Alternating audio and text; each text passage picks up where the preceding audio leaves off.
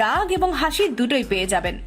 এমন মজার মজার সব ভিডিও দেখতে আমাদের রহস্যময় পৃথিবীর চ্যানেলটি এখনই সাবস্ক্রাইব করুন। তাহলে চলুন ভিডিওটি শুরু করা যাক। 2012 সালে একটি IFBB প্রো উইনার হওয়ার পর ফ্ল্যাক্স ল্যাভিস নামের একজন জনপ্রিয় বডি বিল্ডারের ইন্টারভিউ নেওয়ার কাজ দেওয়া হয়েছিল।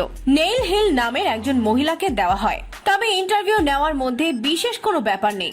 নেইল ফ্ল্যাক্সের ইন্টারভিউ নিতে শুরু করে, কিন্তু ইন্টারভিউ নেওয়ার সময় নেইলের কিছু অদ্ভুত আচরণ তাকে সোশ্যাল মিডিয়ায় হাসির পাত্রী বানিয়ে দিয়েছে। না জানি নেইল নামক এই মহিলাটির হঠাৎ কি এমন হয়েছিল যে তিনি ফ্ল্যাক্সের বডি এবং চেহারার দিকে দেখে এমন আচরণ করতে শুরু করে দিল। এটি আসলে খুবই অদ্ভুত এবং চিন্তার বিষয় ছিল। বন্ধুরা, আপনারা নিচে কমেন্ট করে জানিয়ে দিন যে আসলে কি এমন হয়েছিল যার কারণে নেইল ফ্ল্যাক্সকে এমন অদ্ভুত ভাবে দেখছিল।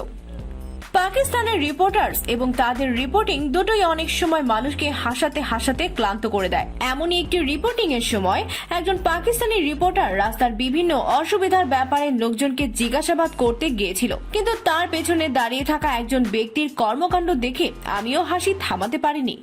আশ্চর্যের বিষয় হলো এই লোকটির ইন্টারভিউ নেওয়ার সময় এত হাসি পাচ্ছিল যে শেষ পর্যন্ত ক্যামেরাম্যানকে ক্যামেরা অফ করে দিতে হয়েছিল। এরপরে লোকটি থেমেছিল। আপনারা নিজেরাই দেখে নিন একবার। আপনারা শাহিদ আফ্রিদির নাম তো নিশ্চয়ই শুনেছেন, যিনি পাকিস্তান ক্রিকেটারদের মধ্যে সবার প্রথমে রয়েছেন। একটি ম্যাচ শেষে শহীদ আফ্রিদিকে 500 US এর একটি চেক সম্মানী হিসেবে দেওয়া হয়েছিল। এই সময় শহীদ আফ্রিদিকে খুবই অদ্ভুত একটি কাজ করতে দেখা যায়। এটা খুবই সাধারণ ব্যাপার যে যখন আপনাকে কেউ সম্মানিত করে তখন সবার প্রথমে তার সাথে হ্যান্ডশেক করে আপনারও উচিত তাকে সম্মান দেওয়া, কিন্তু সেখানে আফ্রিদি এসে চেকটি নিয়ে নেয়, যেন চেক নিতেই সে এখানে এসেছে। আর এই বেচারি মহিলাটি লজ্জায় শেষ হয়ে যায়। আপনারা বজরঙ্গি ভাইজান মুভিটি নিশ্চয়ই দেখেছেন। সালমান খানের সেই মুভিটির কথাই বলছি। সেই মুভিতেও আপনাদের একটি পাকিস্তানি রিপোর্টারকে দেখানো হয়েছিল, যাকে ট্রেনের পাশে দাঁড়িয়ে রিপোর্টিং করতে দেখা যায়। তবে অনেক কম লোকজনই জানে যে এই চরিত্রটি একজন আসল পাকিস্তানি রিপোর্টারকে নিয়েই করা হয়েছিল, যার নাম ছিল চাঁদ নবাবী। ইনি হলেন সেই পাকিস্তানি রিপোর্টার যিনি তার অদ্ভুত রিপোর্টিং এর কারণে খুবই সমালোচিত। লোকটির এই ভাইরাল ভিডিওটি দেখার পরই মুভিটির ডিরেক্টর তার এই সিনটি ফিল্মে কপি করেছিলেন।